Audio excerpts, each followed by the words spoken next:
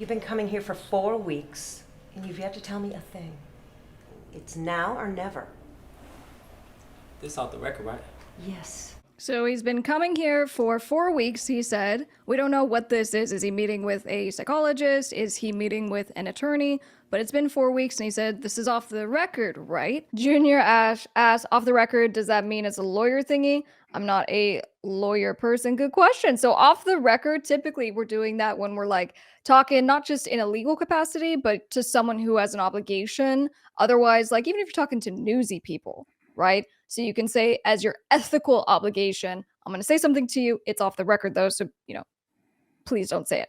But when you're talking to a professional, right, in a confidential kind of capacity, if it's a doctor, if it's a lawyer, they do actually have a obligation to keep what you say confidential, and you don't have to be a client. All right, little professional tip right there. If there's an expectation that you're talking to an attorney, whether you hire them or not, if you say something, they have to keep it confidential. So don't feel like you need to go and pay them and sign a retainer, agreement. So anyway, let's go back to it. It does seem like he's talking to a lawyer, and we discuss that further in the video. Pulled up to a spot. She live by the park. It's getting dark. My Glock on my lap. I'm just thinking smart, So the Glock is on his lap. He's just thinking smart. He's taking her somewhere. We don't know what's going to be happening, but it almost seems like he's preparing for some kind of interaction, potentially an altercation. Well, now I'll add on to that. I'll add on to what Miss Top Music Attorney had to say there.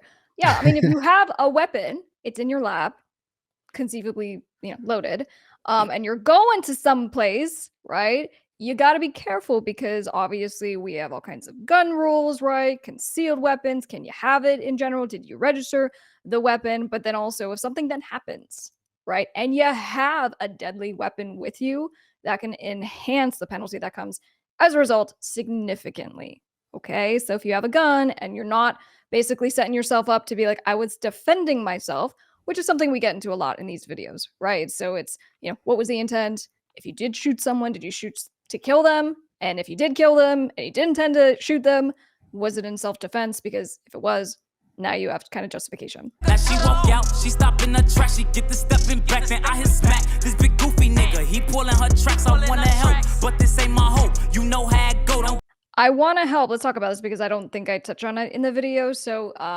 people will ask, I've gotten calls about this saying, if I'm aware of a crime being committed, what's my obligation? Or if I see it, do I have to do something? Am I going to get into trouble if I don't intervene or if I don't report it? So let's talk about just the intervention. He sees this chick. Let's pretend she's about to get beaten to a pulp, right? And so he knows something bad's happening and he's going to go to her defense. He can go to her defense, right? And then he can do what he needs to do. And then he can claim self-defense of another person as well as himself. But does he have an obligation to help?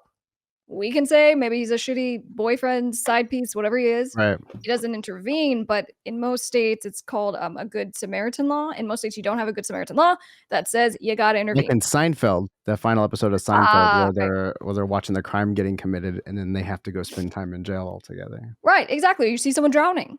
Do you have to save them, right? Because the other thing, too, is we know sometimes even law enforcement, and this happened actually in our own state, there was someone drowning, law enforcement did not jump in to help the person, and the person drowned, right? And so you go, well, even if it's someone in that position, there's risk. So anyway, not to go too far off on a tangent, let's go back. to the oak, just got some top from this stripper bitch. She from Kankakee, just brought a Glock with a ruler clip. So I like how just in that scene, we see, I'm going to go back.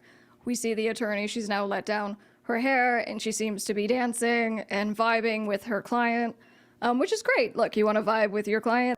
Ever since we reacted to this video, I always was like, I represent a lot of really famous musicians. I was like, someone needs to have me in their video. I need to be the attorney in someone's video, just playing that part.